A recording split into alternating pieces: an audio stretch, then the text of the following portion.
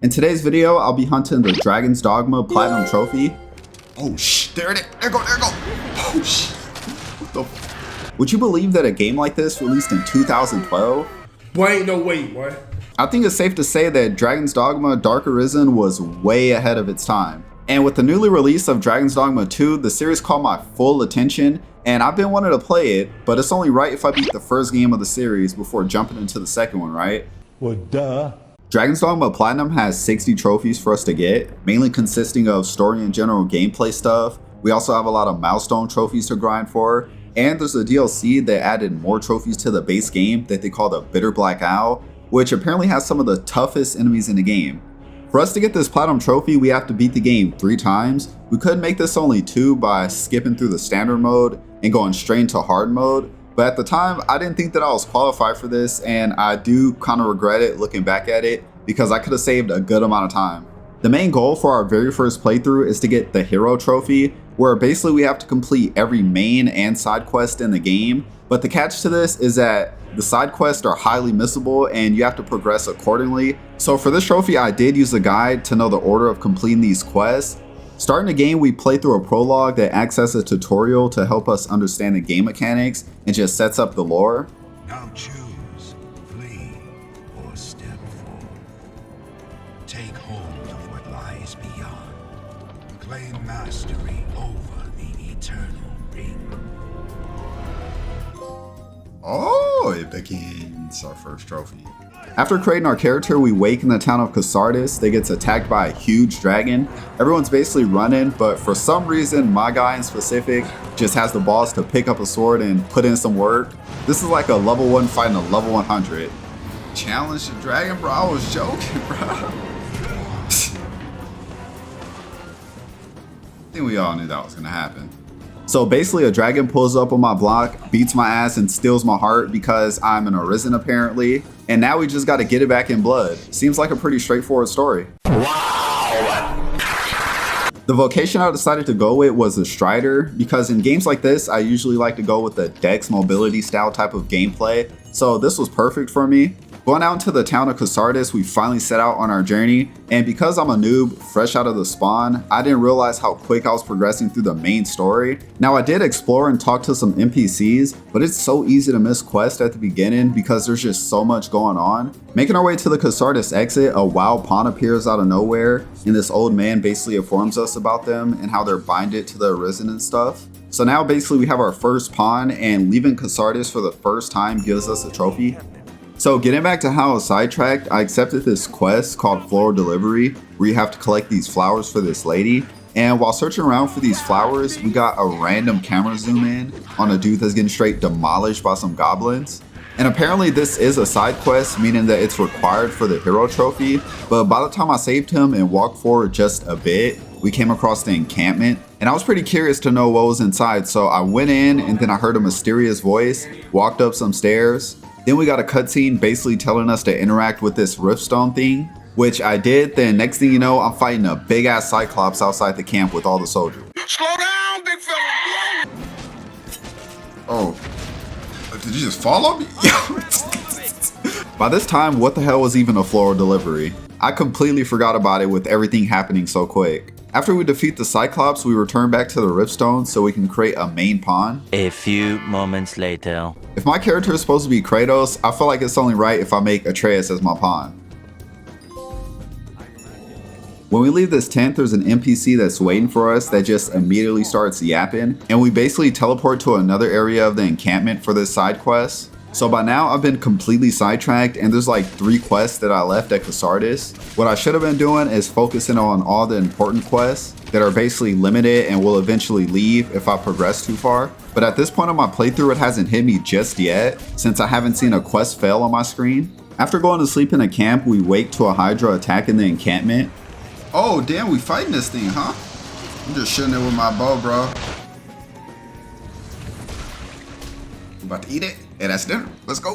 Completing this quest gives us another trophy, and it did fail a quest in Cassardis, but there wasn't no pop-up of it failing because I actually didn't accept it. Basically making this the start of me failing the Hero Trophy on my first playthrough. Is this nigga serious? Something I also did was go into the Rift and hire 2 more pawns for my adventure. getting us another trophy. The next main quest I tackled was to escort this Hydra head to the capital. While escorting, we get ambushed multiple times and have rocks randomly falling on us just out to claim our lives. We arrive at the capital after beating this quest, which is called Grand Soren, and they give us a trophy for visiting here for the first time. And this was when I first noticed that I failed a side quest towards the hero trophy. What? Quest canceled? Damn. Now, even though I dug myself in a pretty unfortunate situation moving through the game so quickly, luckily your completed quests do drag over to other playthroughs. Now, I could have just restarted if I really wanted to, but from here on, I just decided to lock in and not continue to mess up this trophy. So before I continue with the main quest line any further, I decided that I'll go through a lot of the early quests that I skipped and are still thankfully available for me to complete. This NPC spoke of a magical book that he wanted me to retrieve. This led me to a bandit-filled castle. Now, normally I would have just ran in swinging at anything, but these bandits didn't attack me. And we're also going to have to make use of the main god of this place. And at the top of this castle was the book that we were looking for, so now we have to deliver it to the guy. On my way there, it's pretty funny because I ran into a mage pawn that looked just like Snoop Dogg. Who wouldn't recruit Snoop Dogg if they seen him just walking around? I even got a trophy for it. So in my inventory, I have an item called a Wake Stone, and this basically resurrects anyone if they die. So in the capital, I came across a blacksmith whose son basically died of sickness. And because I'm a nice guy and need the hero trophy, I revived his son and also got a trophy for using the Wake Stone for the very first time. I continued exploring around just trying to find quests that I could complete. Then I found this ancient quarry and a guy at the entrance who wants me to basically cleanse the place of all these monsters. And I thought I was ready to take on whatever challenges me in there. They gave us a trophy for entering here, but soon after, I was questioning why I even came here. Nah, there's something big in here. Oh my god, is it a fucking... what is that? And I died, guess what? All the way back to this fucking castle. That's not fair! The next quest I did was to help this fraud Fornival evict a whole family from his property. There's many ways you can go by this when completing the quest, but at the end, I just ended up paying the family 30k of my hard-earned coin to leave this man's property. Oh my god, bro. After taking down some side quests, I went on with the main story. The next objective was to explore this mysterious area they call the Everfall that's right below the Pawns Guild. For this mission, we have to fight our way all the way down to the bottom. You gotta make sure you bring a lantern or you can't see anything. A bunch of worm tentacle things start popping up out of the ground and we gotta make a run for it before we end up like the pawns that I recruited for this mission. Completing this quest does give me a trophy. So now, according to the guide that I was following for the hero trophy, right now it's best for me to go back through any side quests that I can still possibly do. After doing some prepping, the first thing I had to do was return back to the ancient quarry and clear this out. And while I was exploring around here, I happened to get a trophy for visiting 50 different locations. And eventually we cleared the whole ancient quarry, completing the side quests. Our next adventure is going to take us to the Heaven's Peak Fort, the territory of the female bandits. And the only way the leader will talk with us is if me, including all of my pawns that I've recruited, are female basically. But that wasn't quite my case, as you can see. Conveniently enough, we can put a dress on every male character in a group to blend in with them basically. And they do happen to give you a trophy for cross-dressing. No! And after chatting with the lady who runs this place, she sends us off with a request to kill the rival bandits, the males basically. And it happens to be in the area of the castle that we were just at while grabbing that magic book. We're still cool with the bandits of that castle, so when I got here, I talked with the leader who had a request for me. And funny enough, he asked us to kill rival bandits as well, aka the females. So I'm playing both sides of this rivalry and they don't even know. Right outside the castle, my squad was ambushed by bandits, so I used this as an opportunity to just slaughter them so we can complete the female bandits request. Now we just have to return to the female bandit leader at the fort, but it's a pretty far journey from my current location. So I decided to head towards Casardis to see if there's anything new in town. And on my way there, I randomly stumbled into a cave that did give me a trophy. And I also ended up completing a lot more side quests here.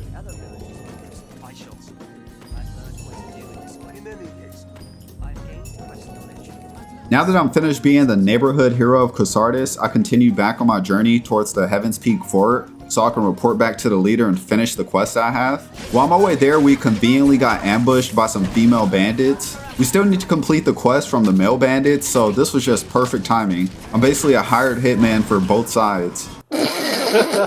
After reporting back to the female leader, we have to turn back around so we can report back to the male leader over at the castle. Before I continue with the main quest, there's 2 more side quests that I need to complete in order for me to stay on track for this hero trophy.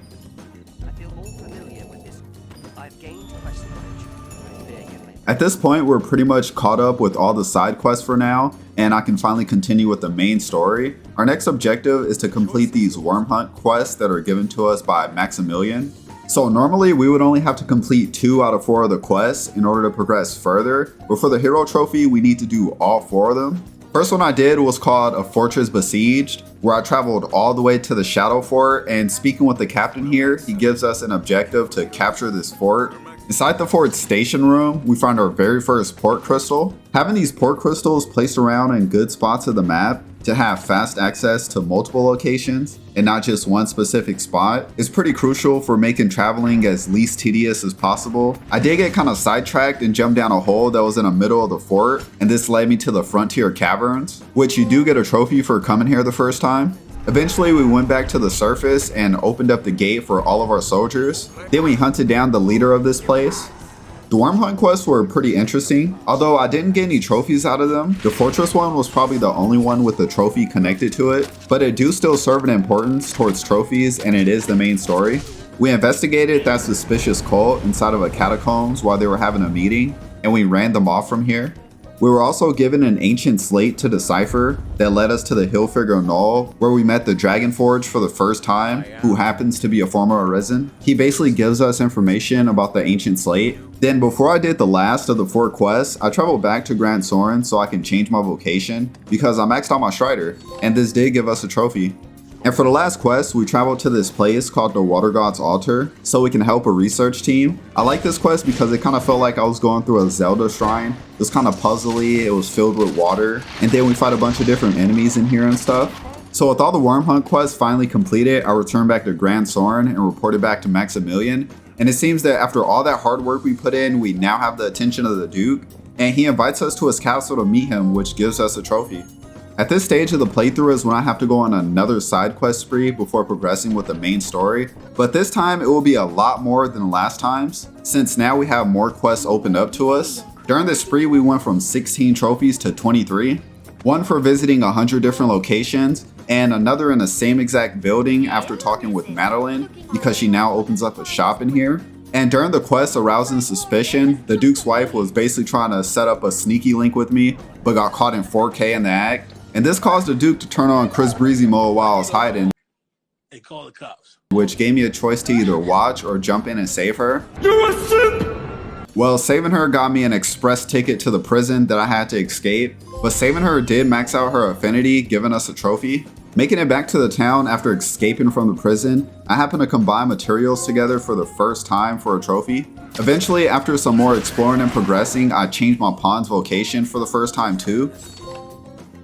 Then after, I continued on with the quest, and during one where I had to recover a confidential letter, which led me to discover the Soulflayer Canyon, they gave us a trophy for entering here. After we find this letter, they give us an option between 2 people to give it to, but there was actually a better option for us so we can get the rewards from both people, which is to basically pay the Black Cat guy to make us a forgery of this letter. Forging an item for the very first time does give us a trophy, and we can give one to each person without any consequences. Although I was completing a lot of side quests during my whole spree, there's still many that I couldn't do because some quests require specific ones to be completed in order to open up doors for others. Returning back to the main quest, now we have a couple royal orders, and our next one is called Trials and Tribulations. This is where we have to collect evidence to prove the suspected traitor Fornival either guilty or innocent. Proving them innocent is what you want to do. Since this was my first playthrough, I wasn't aware of how valuable Fornival can be, because eventually he'll sell pilgrim charms for double XP and some other items that are essential to helping me make this platinum trophy less grindy.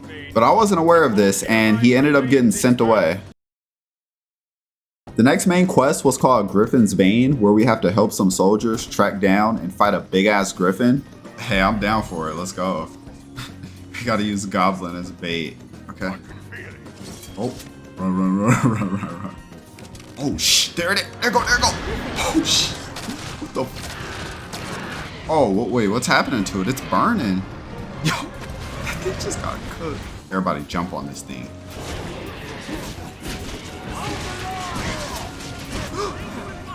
Oh, I just let go of it. I didn't want it. I didn't want it to fly off with me. But it's escaping? If you don't take down the griffin quick enough, which is what happened with me, it'll fly away and travel mad far, all the way over to the Blue Moon Tower, which is where we finish it. Oh, shit. Grab onto it. I'm hanging onto it. Hey, griffin gone. So now basically the Duke's special ring was stolen and we have to recover it from the thieves. After investigating around, we found that the thief we're looking for was in the ancient quarry. We have to confront him there and he runs off to the Blue Moon Tower.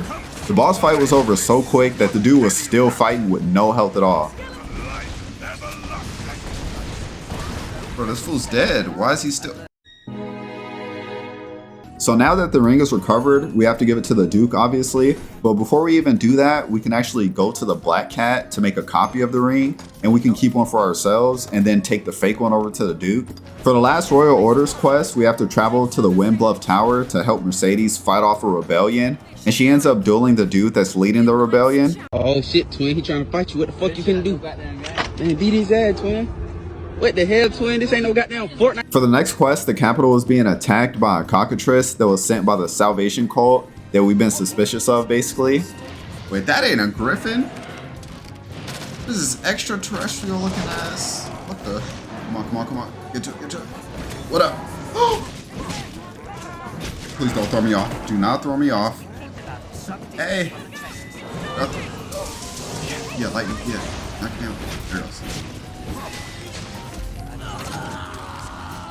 Wait, we don't get to kill it here? No, we don't get to kill it here. We're fucking that thing up.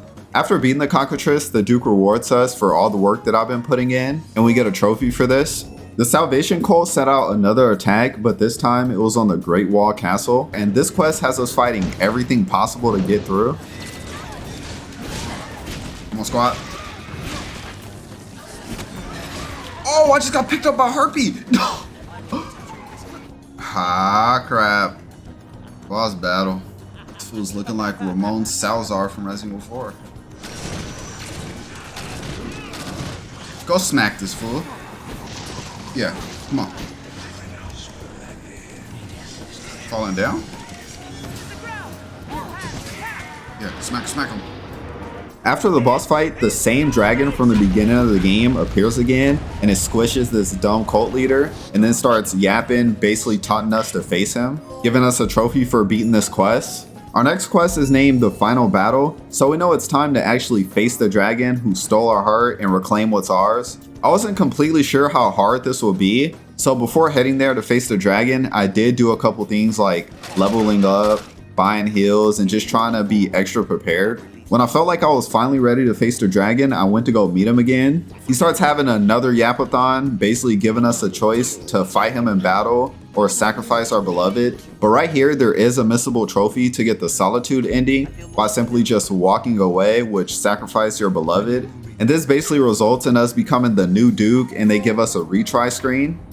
And doing this was pretty cool because now we know how the current Duke got his power. So with that trophy out of the way, because it was missable, we can now face the dragon, and this wasn't an easy boss fight. Wait, it just starts immediately? Or what's going on?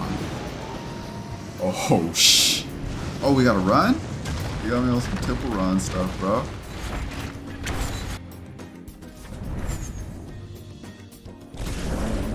Ooh. Oh no, it's about to fall on us. Wait, we're on it? Come on. We're almost at the top. Come on, just a little more, because the dude put me down. Stab it. No. This has to be a part of it. Nah, you telling me we'll survive that fall? Like, so we're immortal, basically. No fall damage. They got us on some Fortnite stuff. Yes. Oh, GG's.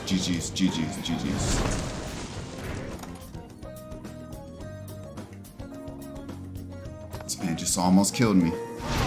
Oh, it's almost there. Last bar, last bar. Come on, keep chopping legs. Come on. It's getting sniped. Oh. Okay, well. Jumped up and smacked it right in the heart. Oh, let's go. Killed the dragon. Beating the dragon causes chaos everywhere, and the whole world just becomes a darker place. The story isn't finished just yet though, because the Everfall place that we did explore earlier in the game basically opens up from the big hole in the middle of the capital, and we now have a whole new area to explore. After all the credits and stuff, we wake where this all first started in Cassardis. We get 2 more trophies towards our platinum and Dragon Forge for all of our equipment, basically making it stronger. Our next quest is to return back to Grand Soren and meet with the Duke. And because I defeated the dragon, the Duke's immortality went away and he started aging rapidly. So I went all the way back to the castle to confront this coward that ended in a duel. Apparently he couldn't comprehend that I actually took the dragon down and he thought I made a deal with it or something. After we beat him, he ordered all of his soldiers to take me out. So now I'm just running for my life. And then we end up at the hole in the middle of Grand Soren and we made a jump for it. Arriving to the Everfall post-game gave us a trophy. This whole area has changed since the last time we seen it, and now has a bunch of chambers with some of the most dangerous enemies and hardest bosses in the game. The next main quest for us to complete is to gather 20 wake stones that we can get from the Everfall by going through all of the chambers. But completing this quest is a point of no return, so while we can gather the needed wake stones pretty easily and skip most of the Everfall experience, I wanted to fully experience this area during my playthrough. Something I feel like I did struggle with throughout my playthrough so far was damage. I looked up builds and stuff and copied them, but I seem to never just deal good damage and I never understood why. Something I did see is most people saying that Throw Blast are pretty overpowered, and since I already knew that the Everfall was going to be pretty tough, I decided to see if this was actually true, and I found out quickly. Oh, there, oh. Bro, I'm ripping this thing with these Throw Blasts. No. It's about to be dead. No, it literally has like less than a bar. I just killed it. What the? No. They gave us a trophy for beating the eyeball. And let's say that after that, seeing the effectiveness of these throw blasts, I didn't look back. You can say that this was my official awakening to the throw blast meta. So I continued going through all of the chambers, fighting the most dangerous monsters, the cockatrice, dragons, the most annoying mobs in one place. Then eventually I stumbled upon the Chamber of Lament, which is where another one of the hardest bosses in the game is, the Yer Dragon. This is a boss that will take multiple encounters to beat. So while you're fighting it, it'll randomly just leave and then you have to pass some days for it to return. And they do give us a trophy for beating this thing. Oh, here it goes. You can only damage the dragon by hitting its vital points. So I did find that using the magic archer was actually very effective, since it literally aimbots all the parts we should be attacking. Bro, they're actually dying from fucking Pana's ass. Why does fool fly away? I'm serious right now, bro.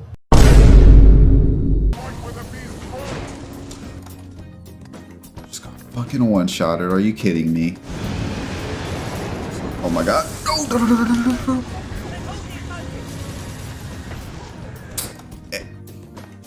Really?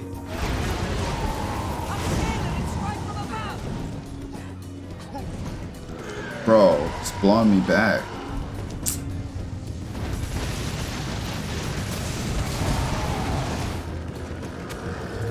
Get up, get up. Up. They completed. God damn it. Hopefully we can get him this time. He does have way lower health. Wait, is it dropping hella stuff? I see mad stuff on the ground. Bro, it dropped all these. Bro, hold on, let me pick all this up first. It's always my main pawn dying. It's almost just died. Oh, I'm using a wake stone. I'm using one. Yes. Get me back up because that was unfair. Wow, is he leaving? So we gotta fight another day. No, he left. It did get pretty challenging for the last of the health because I did destroy the easiest vital parts with my bow, and it was still locking onto others but doing no damage. The last of its health really tested my skills because I had to take it down with my daggers while all my pawns were getting straight stomped out the whole fight.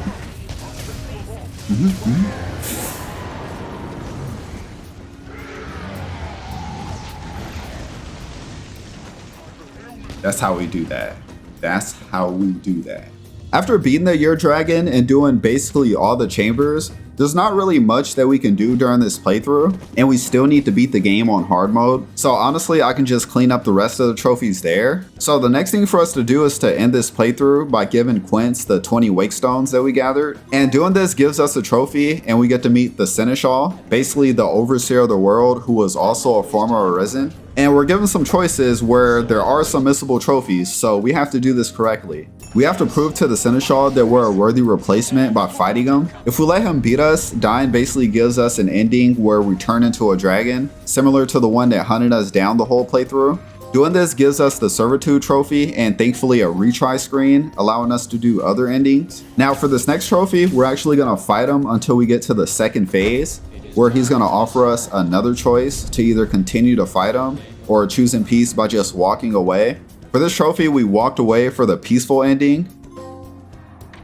These two trophies are highly missable, and with them out of the way, we can now follow through with the actual ending. So continuing the fight with the Seneschal, he reveals his identity, and it happens to be the Arisen that we played as in the prologue, who followed the same path as me basically. After beating him, he gives us the God's Bane, which is able to end his life and transfer the Seneschal's power to the Arisen. Doing this did give us another trophy. Now that we become the Seneschal, we're able to visit the world in spirit form. But for the true ending, what we want to do next is use the God's Bane on ourselves to break the cycle for the true ending. This was the official last ending trophy that we needed towards the platinum. Yeah, baby! I managed to get 36 out of 60 other trophies for my very first playthrough. So now the objective will be to just clean up in hard mode and also go through the Bitter Blackout DLC. When I first started this journey, the main goal of the first playthrough was to get the Hero Trophy. I did miss a handful of side quests, so this will be at the top of my list starting my second playthrough. And there's also a trophy where I have to complete 50 notice board quests. Pretty easy objectives that you can just grab and passively complete while you're just playing the game casually. This is also something that I'll be focusing on while going through all these quests again. First thing I did starting my new playthrough was go straight to the inn and grab all of my equipment. Then I went on a straight quest spree, completing main quests, side quests, even early ones that I missed, while also doing notice board quests. I took on an escort quest where I have to travel over to a healing spring, and I happened to get a trophy because this was my first time successfully escorting someone. Right now, I would honestly say that this was the repetitive part of the platinum journey because everything that I'm doing is stuff that I've already did in the previous playthrough. So for right now, we're just doing the same things until I reach the points of trophy opportunities. This also included us having to redo some of the side quests to open up the doors for the missing ones. I was honestly gaming it for hours and hours until I seen another trophy. Seems like we defeated 3,000 enemies. Some hours of gaming later, while doing side quests and a bunch of notice board quests since we gotta do 50, I finally discovered 150 different locations. Eventually. The next time I will see more trophies is when I'm finally about to complete the long-awaited Hero Trophy. For this quest, we have to travel to the Duke's domain. We actually have to disguise ourselves with the guard's armor to gain access. And they do give us a trophy for entering this place for our very first time. It was a pretty simple and straightforward quest, and this did finally complete the Hero Trophy. That's my Hero Trophy finally. So the next objective for us to do is to prepare and clean up more trophies before we take on the Bitter Blackout DLC. I was around like level 70 at this time, and this game does have trophies for reaching level and money milestones. I happen to find a pretty nice area where a necromancer thing spawn, and you can farm the skeletons it summons for easy XP and money when we pop pilgrim charms. And these are like double XP and money charms. By the way, I don't know if I mentioned this, but for this playthrough, I did make sure I saved Fornival during the Trials and Tribulation quest, just so I can purchase an unlimited amount of pilgrim charms from them. And this makes farming just 100 times more easier. I easily farmed up 1.7 million in coins within like 30 minutes. And I got a trophy for earning a total of 10 million coins. Then a couple hours of farming later, I happened to reach level 100. The next level milestone is 200, which, being real, I'm not going to reach that high of a level from this farm, and later we'll have access to a much more effective one. So with over 5 million coins that I managed to farm, I went on my very first purchase spree because there's a trophy called Well Equipped, where we have to collect 350 different pieces of unique weapons and armor. So purchasing everything from all these vendors should help a lot towards it. At this time, I didn't realize I wasn't recording, and I happened to get a trophy for collecting all of the skills of a single vocation while I was just dropping off items to my storage. Next, I decided to get 2 easy but time-consuming trophies out of the way. One is for enlisting a large amount of pawns. Basically, I just sat in a rift and recruited, then dismissed pawns until I finally got the trophy. The next trophy was for giving out 50 presents to NPCs. So for this, I just went to Estella's shop in Casardis and just gifted her items until I got this trophy. I wouldn't see any trophies again for quite a while because at this point I'm grinding notice board quests, and I was doing this all while I was going through the main quest. Eventually I made it to the final battle again to fight the dragon, and this was when I discovered that blast arrows are basically just as overpowered as throw blast because I literally disintegrated the dragon. We now have the Everfall open back up to us again, and the first thing I did after beating the eyeball again was go down to the Chamber of Remorse and purchase all of the items for the merchant so I can finish off my well-equipped trophy. As I continue to go through some of the chambers again, I also got the notice board trophy for completing 50 of them. And then later, inside of a chamber, I defeated my very first Hydra, giving me another trophy. Trophy-wise, we're basically done with the Everfall. And next, I then traveled to the Blue Moon Tower to fight a Wyvern, completing the Serpent's Bank trophy. So at 50 out of 60 of the trophies acquired, our last ones to hunt are from the Bitter Black Owl DLC, finishing the game in hard mode, and then we need to beat speedrun mode as well. So next for us is the Bitter Black Owl. This is supposedly the hardest area of the game. To reach this area, we have to talk with this mysterious lady at the Pier of Casardis, and then she basically takes us to this new challenging area, which is like an island. The story behind this area, to sum it up quickly and not get too complex with the lore, basically this mysterious lady is bound to this island and she doesn't know why, so she sought me out to help her. In reality, she's the main pawn of the final boss of this area, who is basically cursed. Right at the beginning, during our first encounter with enemies, they give us a little taste of what's to come. And we happen to encounter Death here for the very first time, who is the boss that we have to beat for a trophy. Where did he go? During this fight, he disappears and will basically reappear later. Exploring deeper into the island, I can agree that this area is indeed ruthless. Bro. I really just got punched off the fucking map. And I know I've been saying that throw blast and blast arrows are overpowered. I swear that some of these encounters have you thinking how people even do it without them. After pushing my way through all these strong enemies and challenging mini bosses along the way, I encountered my very first boss trophy of the Bitter Black Owl. They call this big eye thing the Gazer. Gazer! Put that to the side.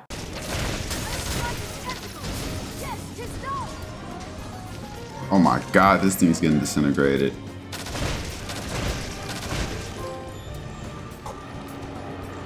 Defeating this thing unlocked a new area for us to explore. And here we have another encounter with Death, but this time he's floating by a ledge. And I happened to shoot him down with blast arrows and apparently defeated him. It's that easy.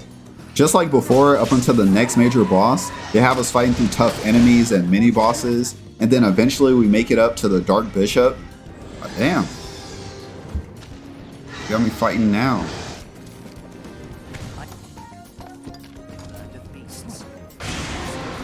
Oh. At this point, I'm level 150 and we need 50 more levels to reach max rank for the trophy. And this next area that we explore will end up being the best spot for farming XP because it's literally a spawn location for Death. Tell them to bring me my money. Yeah! And just a bit ago, y'all seen how I shot him down when he was on that ledge and got 99999 just mad XP. And right here in this area, you can actually lure him to a spot where you can shoot him down very easily. Then you can just refresh this area and keep repeating this until we reach max level. Guess we're getting max level in the dark. 200. 200. Let's go. Almost there. Almost got the platinum trophy. The next boss we would have to face is the Living Armor, which wasn't even a threat at all. I literally just held onto the ledge and baited it to walk off. After defeating him, we go through another new area, then eventually we make it to the final boss of the Bitter Black Owl that goes by the name Damon. If you're wondering why I didn't have pawns with me at the time, well, you actually get more XP while you're solo, and beforehand I was farming death for the last couple of levels I needed, and then I ran straight here, not expecting to already be at the final boss, so I was on a solo mission.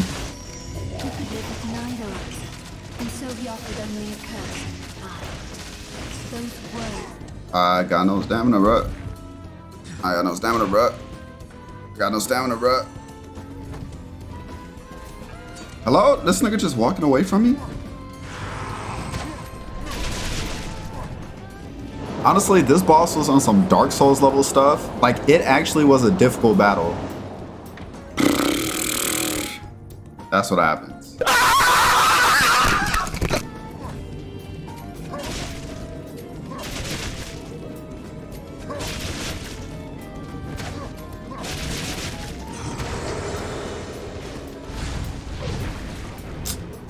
Oh man, I'm just dying back to back to back. This is crazy.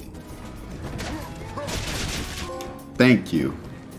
We beat Damon for the first time, but basically he's still cursed, and we have to go through the whole Bitter Black Owl once again so we can fight him a second time. But the next time we fight him, he'll have a second phase that's apparently his true form that we do have to beat for another trophy. So they literally force you to go through the whole Bitter Black Owl once again. They reset the whole area but make it much harder. And I speed ran through this whole thing again until we finally reach Damon and we can witness his second phase.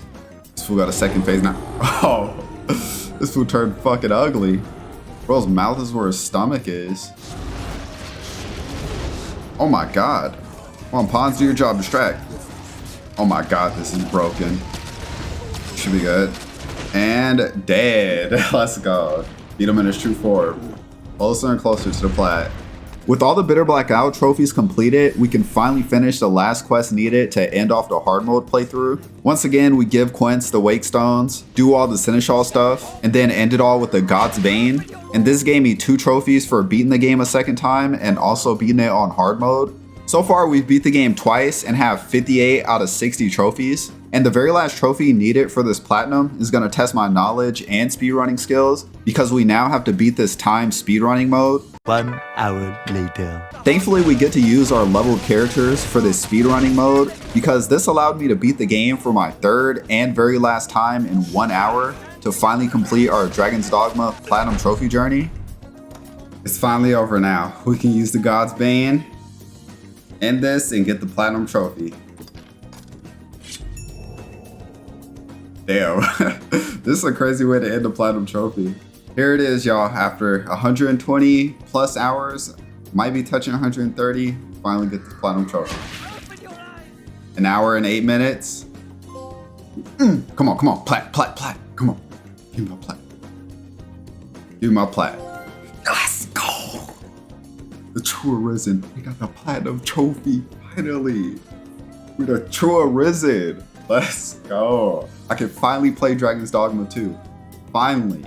Hope you all enjoyed my journey to Dragon's Dogma Platinum Trophy. It took me 126 hours of gaming to achieve this. I'm gonna need y'all to drop a like to restore my soul, cause this was an exhausting one. This game was for sure a banger, and I'm excited to start working on Dragon's Dogma 2 Platinum next. So be on the lookout for that because you might see it very soon. Thank you all again for watching, and I'll catch you on the next one. Later.